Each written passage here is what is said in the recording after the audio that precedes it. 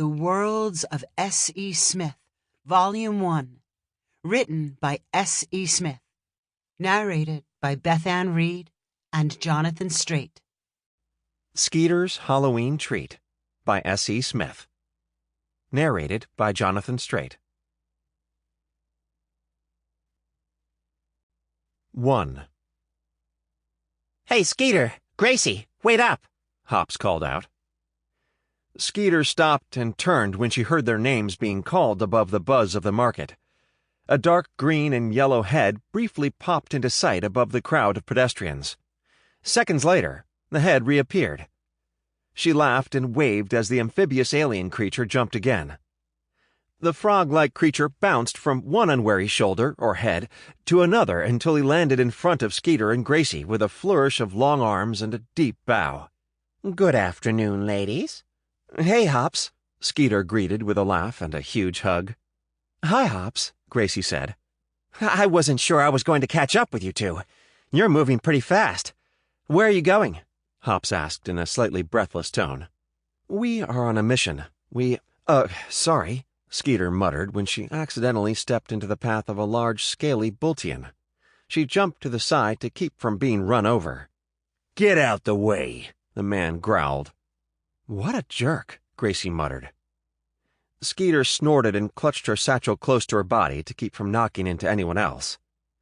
Bultian miners are always rude. I think it is because they are always hungry. I probably would be the same way if I had to work shoveling ore all day, Skeeter said. "Tabby's like that.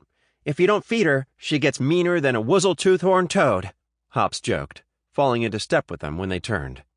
"Speaking of Tabby," Skeeter began. "Hey, Gracie.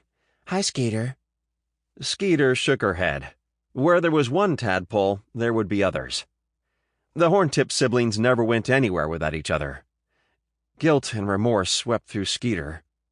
Hops, Puddles, Tabby, and Sticks were her former first mate's kids. Frogette had died attempting to protect her when a group of ruthless mercenaries boarded her freighter. The men were searching for Gracie's daughter, Violet. Skeeter had unwittingly rescued the little girl from her mercenary kidnappers and had come close to dying during the attack.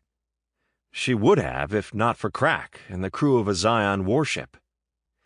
Skeeter pushed the depressing thoughts away.